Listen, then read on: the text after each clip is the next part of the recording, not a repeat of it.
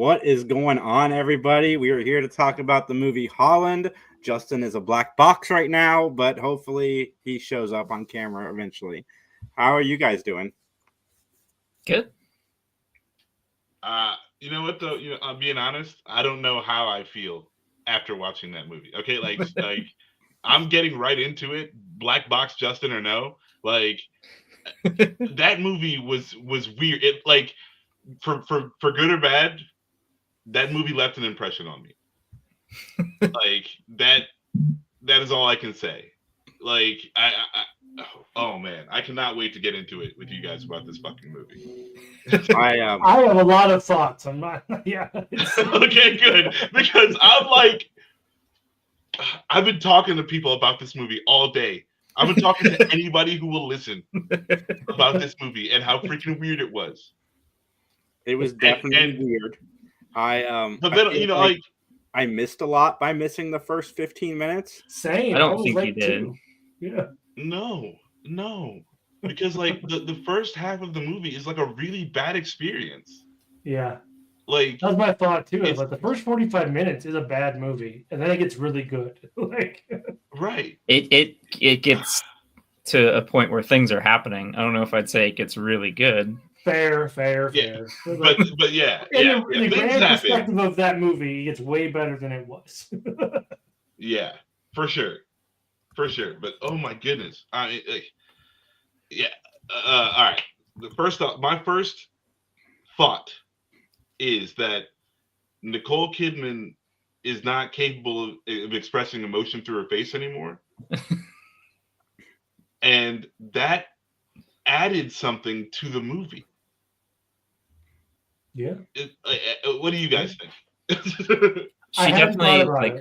Her whole character is that she's like this suppressed housewife who has to like put on a face and she's got to be the perfect wife, and otherwise the whole facade. But she's like not a real person. Yeah. Like So like her mannequin dollness, I think, added an element to the movie. There's a line right at the end where he's like, "This is the real me and this is the real you," which I think would have been a cool line were it in a better, more nuanced movie. Yeah, I did enjoy the flashbacks to the table in the basement too throughout even the beginning of the movie, the foreshadowing of like, hey, these are just playthings to him. You know what I mean? Maybe it's a spoiler. I don't know. I agree with Justin. So I'm more in the middle on my thoughts of this movie. I'm not as positive. I'm not super negative. The first 45 minutes. I'm not positive about this movie. I don't know anyone that's positive about this movie, but it's just freaking weird. I'm sorry. I just want to make sure like that movie is fucking bad, but it's so weird. I wasn't a fan of the first 45 minutes. Like, I'm just gonna get that out of the way. There's nothing in that first chunk of stuff that I was really into. When the moment they break into the office, like that part of it was cool and suspenseful, but then we go back to what we started with at the beginning of the movie. And then it picks up randomly with, guys, mild spoilers, I'm sorry, a murder mystery. And that's when the movie got good. That's when I was better. That's when I was more into what was happening on the screen. I wish it had been fleshed out maybe a little bit better, and maybe that had been the whole movie, was her investigating her husband for this murder sequence. But Matthew, what's his name? Matthew McFadden, who plays her husband, I love him as an actor. He is one of my favorite actors working right now. He was in Succession. He was in Deadpool. He's really good. But like, I don't know, he's got this like generic white guy vibe to it. Like it really works for but I'm not trying to be disrespectful. I was like, but like that guy is like such a like replaceable guy, so like he could be anybody, like, but it's really, he's good, but like yeah, I don't know, I think that was another thing that was just like another, I feel like they got the right actors for this movie, like it needed a lot more, but like the fact that like they're so Nicole Kidman is a mannequin and then this dude is just like anybody, Like, Yeah. that was the thing. I liked it. I like that. Like that was. I haven't been thinking about this all day. The thing that this movie has going against it the most is tone. This movie is tonally all over the place. Like there's moments where it's a serious drama, and that's cool. When it's a serious drama, that's cool. When it's a comedy, that's cool. But pick a lane. Like figure out what you want to be. That when it turns into a thriller, like halfway through the movie, that part is cool too. But I wish we had just gotten one continuous tone throughout the movie. I mean, I do wish it was an over-the-top thriller. Like that element I kind of enjoyed. But there's moments where they went away from the over-the-top thrillerness and just became serious thriller. And that just, it drove me nuts because we were doing a roller coaster with this movie like the whole way. Well, half to the end was the roller coaster. Like the first half, no, I'm like sorry, it was like it just wasn't for me. it was like a giant hill. You know, you're just like click, click, click, click, click, click, click, click, click, click, click, click, click, click, click for 45 minutes, and you're like, okay, like when you see, like you're like, okay, we finally come to the top. You're coming over, and then like it drops just like a little bit.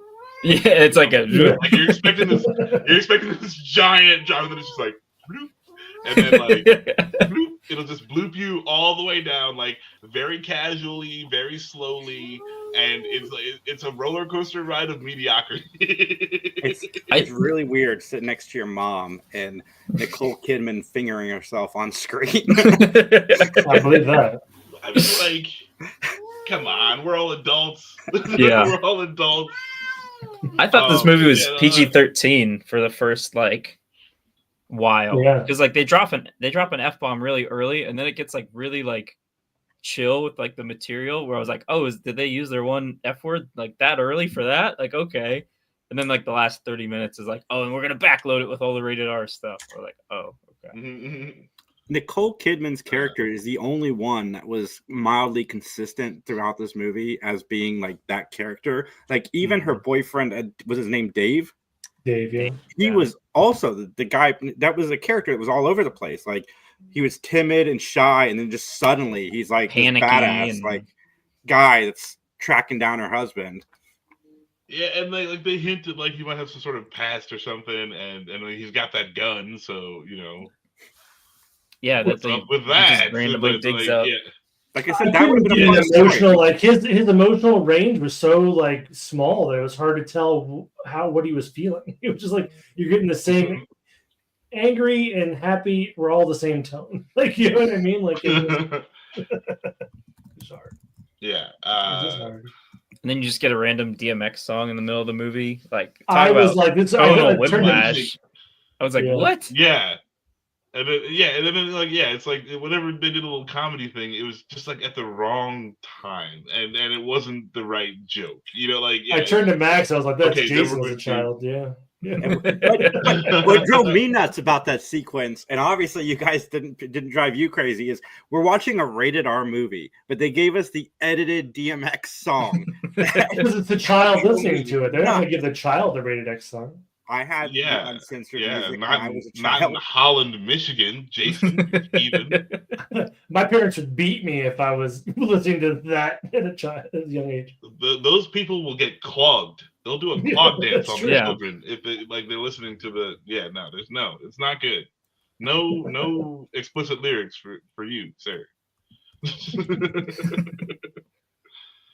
I couldn't tell if they wanted this to be like a period piece originally, because in the 90s, I like the 90s. To your point, like I like living in the 90s. There were so many times where it's like this feels like really old, and then like, oh, I've got Windows 2000 on my computer, and I'm like using a cell phone. I'm like, oh, like, that was another thing that just maybe that's how Holland, Michigan is. Like it's like there's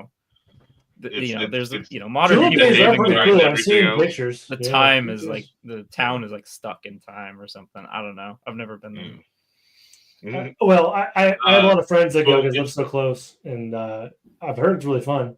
But it is a big thing. That Tulip Day thing is a massive deal, like in terms of like what they show for the town and stuff.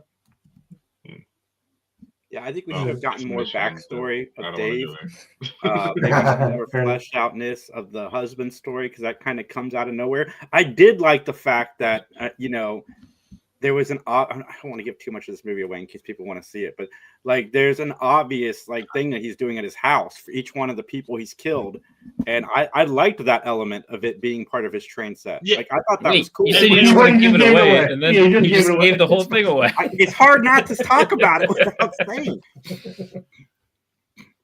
We're like throw up the spoiler alert scroll because friggin' I really like the part where freaking he's cutting apart he puts his son to the toys and it's just like chopping heads off. Okay, I was like that's weird. Like that was cool, like a weird thing to do. And then like what if the son's? I was like, is the son in on it? Like what? Yeah, I thought that too. I thought he was trained to become a serial killer. Yeah. Like I was down for that. I was like, there's something interesting, but then of course it wasn't. I was expecting the twist to be like, oh, maybe they're setting it up that he seems like a murderer, but it's going to be something else like weird. So I was a little disappointed when is she insane? He opens the door and there's just a murdered woman there. Like, oh, okay, so that is just all it is.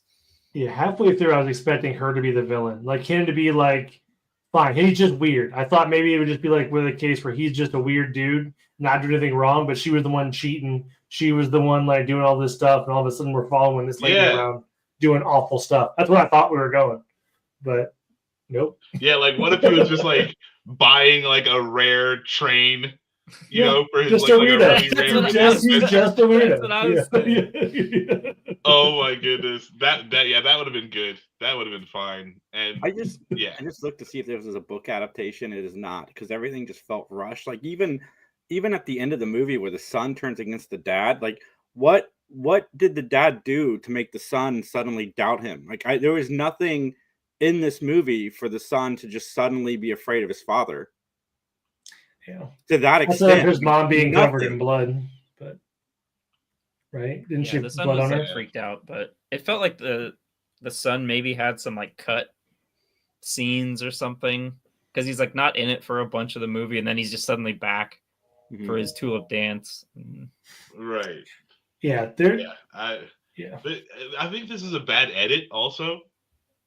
Yeah. I feel like the pacing and just like there's a lot of, I don't know. Yeah, I think this might be like a bad edit. I don't know. I don't know what's left on the floor that could be put in here to fix what they got going on here, but I don't know. Maybe somebody else should take a shot at it. Yeah. Like I said, I think it speaks to what Jason said. The movie has a lot of good ideas in it, a lot. And I like the whole train set thing. Like in lieu of trophies, he makes the sets of his like kill locations with those people. Like that's a cool idea. I'm down. That's it was very Dexter, but sure, whatever. Like let's go. I think you're right, Max. I think it has something to do with edits, because like to Jason's point, I showed up late too because it took me forever to get to the line for the drink and with the concession stand stuff. And it took me 40 minutes to get caught up with what we're actually trying to tell. What story are we trying to tell here? Like what is she trying to find out about? Like it just doesn't do a very fluid job of telling you or catching you up with what's going on with anything. You know what I mean? But yeah, there's like a lot of stuff with her because they just introduced that she knows the woodshop guy, Dave or whatever. Yeah. Like they start the movie with their relationship already established, which is weird later in the movie when the husband like doesn't know him and he's like, oh, I'm new here. Like, okay, well, like, but it seems like he'd been there for like a while and like he clearly had this relationship enough to have like a hate crime against him as a neighbor and like a whole bunch of stuff. Yeah, which also just fizzled out. Like okay, they have that whole thing which doesn't go anywhere. It's just like zero places. Okay, so those guys are racist.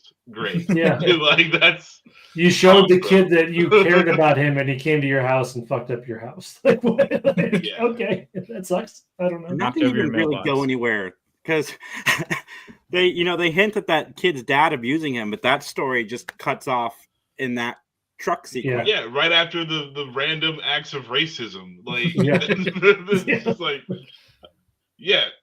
because there's so many like different things that could have fleshed out to connect to the dots to where like they wanted to go, and it's like I don't know what happened. I don't know what that. Those dream sequences were like eerie. Yeah, and I didn't know. But and I was like, okay, but then like maybe she is going insane and fabricating everything, you know, and it's like, I thought the racist guy. No.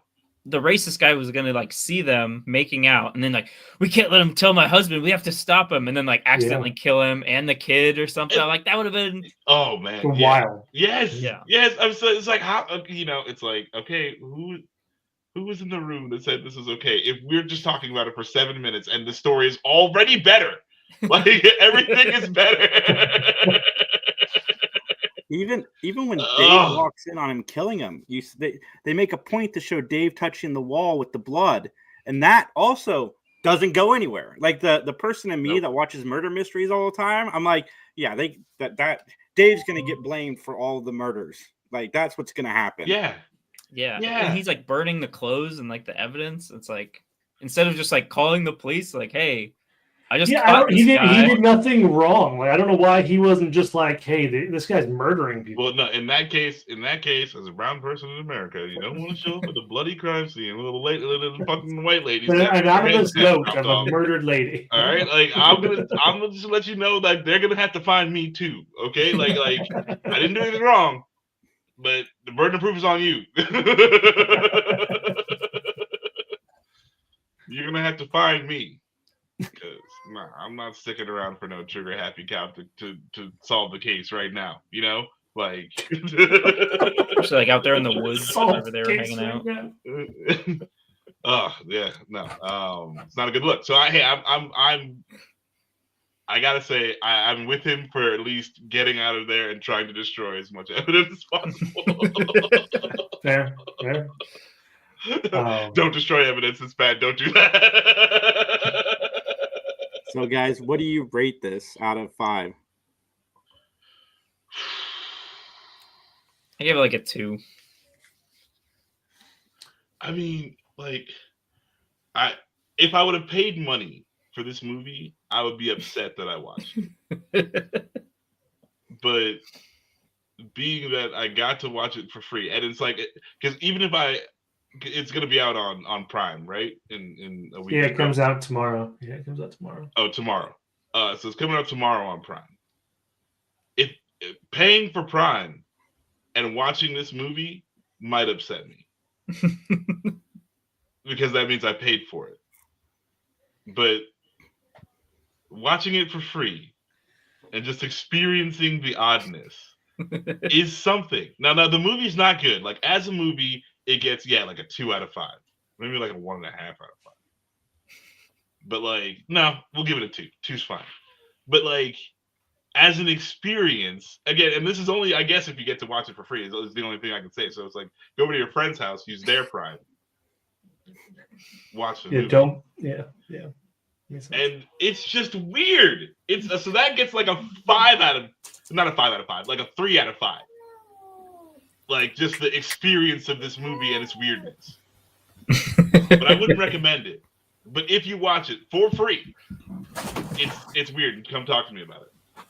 I like talking about it for sure. I'm gonna go 2.5 because I liked half the movie fine, and I'm of that mind that I think if they release an extended cut of this movie, just because I am who I am, I think I'll watch it because I want to see. I'm coming over to watch it on your Prime. Okay. For free. We should have rewatched the extended cut. I want to see what was cut out. Like there has to be a better edit of this movie somewhere. Like maybe they didn't want to release a 3-hour movie. I don't know what it is, but there's obviously chunks of this movie that are missing. And if they re-released it longer, I probably would sit down and watch it because I like Nicole Kidman, like in what she's doing right now. So like that would be enough to draw me back in. And like Matthew McFadden is still really good in this movie. So yeah, that's kind of where I'm at. 2.5. I mean, I don't disagree with you guys. I'm only giving it a 2.5 because I know that if I got a second cut of it, I would watch it again. You loved it. You like everything. I didn't. I was actually surprised I didn't like it. My mom and dad liked it. They thought it was fine. They did? They didn't want to hurt your feelings. You brought them out for a free event. They were trying to be nice. I hope that's what it was. That's better than them actually liking it. Do you think our bad reviews are going to keep us from doing this ever again? Come on, man. Like, let's be honest here. Like I'm not, cards on the table, people. I'm just kidding. Yeah. You can't subject me to that and expect like I purposefully had zero idea what this movie was about. I watched no trailer. The only thing I knew was that it was called Holland and Nicole Kidman was in it. And that's what I would tell anyone I invited to this thing. I was like, hey, the movie's coming out. I don't know shit about it. You can watch the trailer if you want to. But, yeah. But I'm going in zero anything. And yeah, you can't, come on, man. You made the movie. You can't tell me that. I gave it a 2. 1.5-ish. 2.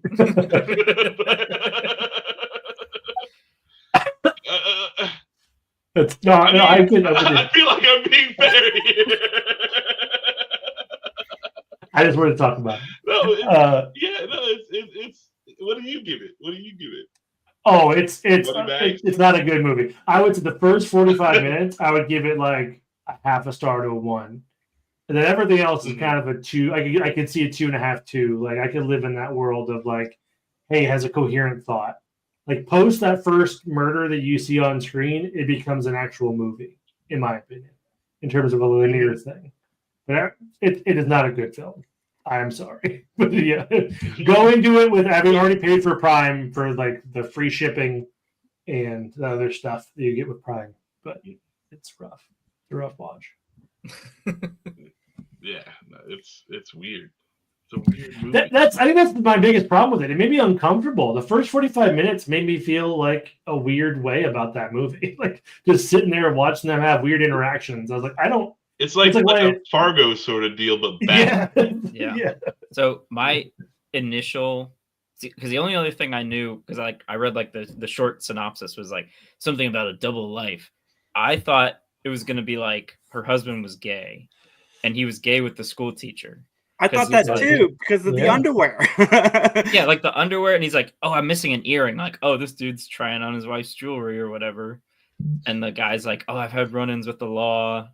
I'm like, what run-ins? Like, oh, don't worry about it. It never gets brought up again. Yep. Like, not even a big deal, except for when I have this gun. Yeah.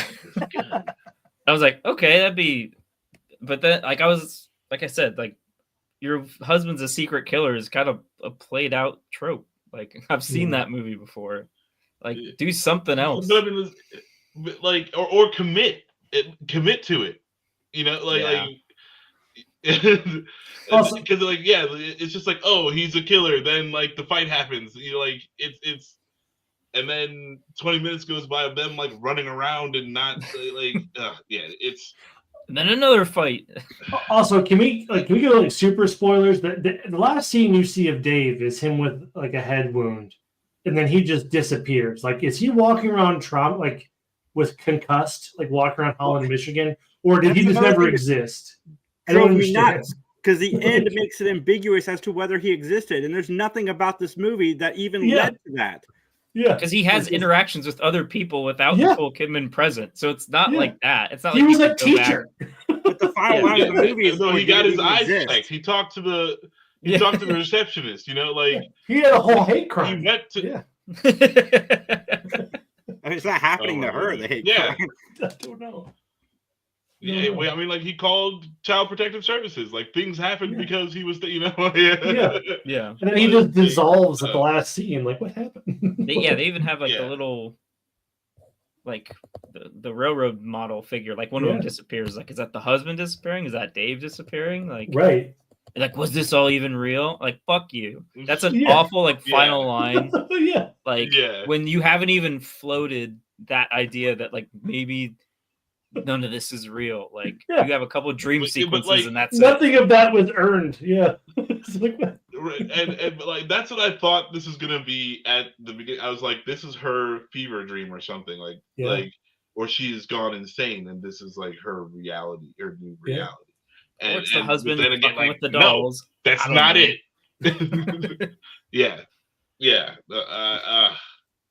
wow, man. There's just so much going on in this movie. Wow. Yeah, like and so much, and it's like much ado about nothing. Like it's because none of these little cool possible. You know what it reminds me of? Gotham. They give you the little gold nuggets of like, oh, this is good. Like, is that kid the Joker? We're gonna do a thing. Maybe. No, I was just joking. I'm sorry, I missed what you said. That was the Gotham thing. Sorry, I was like, that kid the Joker. Like they have a kid in it. Oh Sorry. yeah, it's fine. Yes. Ignore me. Freaking Gotham is terrible. This movie is also terrible, but like it's been so weird. I there's something about why I want to talk about this movie. I could talk for an hour about this movie. Like there's so much. There's so much going on. I think we could talk for longer than the runtime of the movie. I would take that this bet. movie. I mean, like I've been talking about it literally to anyone who will listen to me about it. Like after its release, we should do a remake Revolution. Sorry, talk over you. That'd be okay. Fun. I mean, we'll be the only ones watching, but it'll be fun. Zero people watching. I get it. I'm down. Hey, more press for this movie, right? Like we don't have to give it. You don't have to give it a good rating, right? Like because the movie isn't good, but like. It's still when you watch it, you're still left with thoughts and feelings about it. It's like so it does something, it just doesn't do movie well. Well, guys, like, comment, subscribe, all that fun stuff. We will be live Saturday at 7 p.m. and we will talk to you all very, very soon. I got a review with Jamie coming out for the show Doc, and I got a review with Autumn and Jamie for Tell Me Lies, which will also be coming out soon. Everybody have a great night. See you. Recycling your droids.